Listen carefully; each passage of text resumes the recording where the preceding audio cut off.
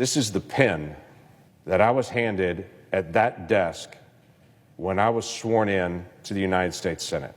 And I signed a book that was at that desk with this pen because I was becoming a United States Senator, because the people at home sent me here to get stuff done and to solve problems.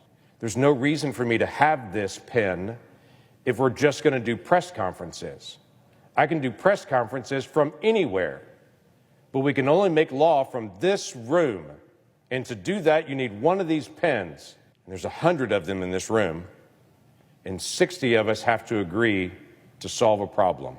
And I'm determined to sit down with anyone who wants to solve the problem, regardless of what side of the aisle that they're on, to figure out how we solve these things. Because Americans are ticked off that this is not resolved, and they expect us to get things done. So why don't we do that? In about an hour, this body will gather. There'll be 100 senators here to make a decision about what we're going to do to take a step on border security. It's an issue that's bedeviled, quite frankly, this body for decades. It's been 3 decades since we've passed anything into law to be able to change border security. In the meantime, administration after administration has pieced together the broken pieces of law in the disjointed pieces and tried to make regulatory actions to see what they can do to be able to change the direction of the country. This is a problem that needs to be solved. Do what you can. Today, we get to decide if we're going to do that or not. If we're going to do nothing or do something. The bill that's been put together has been a bipartisan effort. Welcome to the United States Senate. That's what we have to do.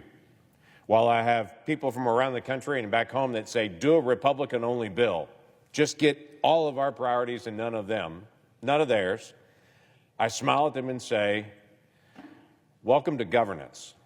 You can do a partisan bill in the House, but in the Senate, we have to look at each other across the aisle and then figure out a way to be able to solve this.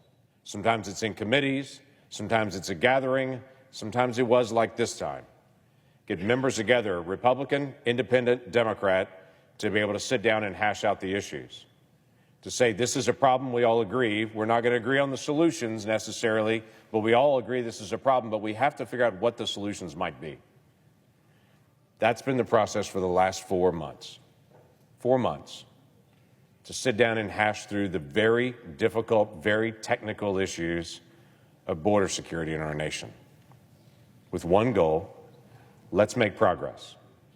We understood from the beginning we're not going to solve everything. We're not. We knew from the beginning it's not going to be perfect, but we also knew the status quo is untenable. We have to do something to be able to make the status quo better. So that's what we work towards, to be able to change where we are now. The product we put out this past weekend allowed everybody to see it. Quite frankly, I had some of my colleagues that said I'll need weeks to evaluate it because it's so technical, and it is. But some of them literally within minutes said, no, I don't agree. Fine. But after time to be able to review it, the National Border Patrol Council, the group that's actually on the ground trying to manage the chaos, they read through the bill and evaluated it, and the National Border Patrol Council gave this statement: the Border Patrol Act of 2024 will give the United States Border Patrol agents authorities codified in law that we have not had in the past. While not perfect, and I'll agree with him on that, the Border Patrol Act of 2024 is a step in the right direction, and it is far better than the current status quo. Currently, we have a Republican 2-vote majority in the House of Representatives and a Democrat 1-vote majority in the United States Senate. It doesn't get much closer than that to being equally divided in 2 bodies. But that means if we're going to solve something, we have to sit down together and solve it. That's how it works when you make law. You can do press conferences without the other side, but you can't make law without the other side in the United States Senate. So we have to sit down and work things out. Let me just say this. I've listened to a lot of my colleagues in the last several days, as well I should, and I've listened for months. Some people legitimately want more time to read the bill. I have to tell you, it's 370 pages. It's incredibly technical, and I've had several colleagues said, I've started reading it, and it makes my head hurt to read it, because immigration law is very complicated. So they're going through it, and they've said, hey, I'm interested in supporting this. I just need more time. Some of those folks are going to vote no today because they legitimately just need more time. I completely understand that. There are some folks that are voting no today because they have policy differences on the bill.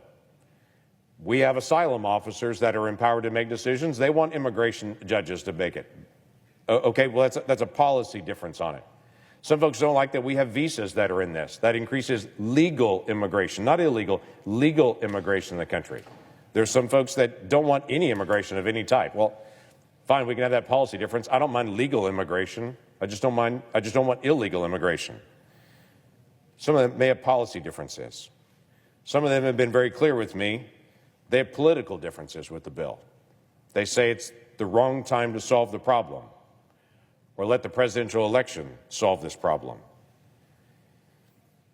In fact, I had a popular commentator 4 weeks ago that I talked to that told me flat out, before they knew any of the contents of the bill, any of the content, nothing was out at that point, that told me flat out, if you try to move a bill that solves the border crisis during this presidential year, I will do whatever I can to destroy you, because I do not want you to solve this during the presidential election. By the way, they have been faithful to their promise and have done everything they can to destroy me in the past several weeks. There are other folks that read the Facebook posts and the Twitter posts and saw different facts that they thought might be true. But I personally told them over and over again, they're false. And it's been hard to overcome. For some reason, we still believe everything we read on the internet, and it's been hard to be able to break through. A few weeks ago, I posted one of my favorite quotes from Charles Haddon Spurgeon, who's a preacher from England in the 1850s, where he once said, "A lie gets halfway around the world before the truth gets its boots on."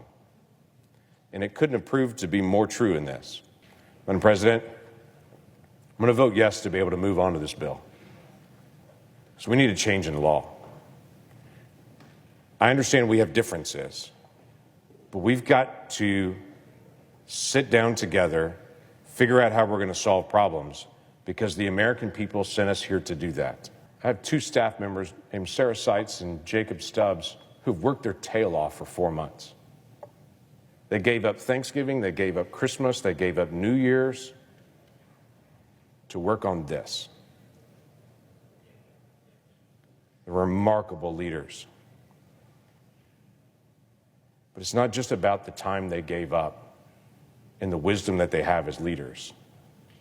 Their focus on that was to solve a problem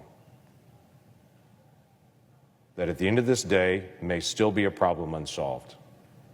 And tomorrow we'll probably have 6,500 people illegally cross our border, just like is what's happening right now today. 6,500 people. Americans want that stopped. So let's actually sit down and figure out how we're going to stop it together. With that, I yield the floor.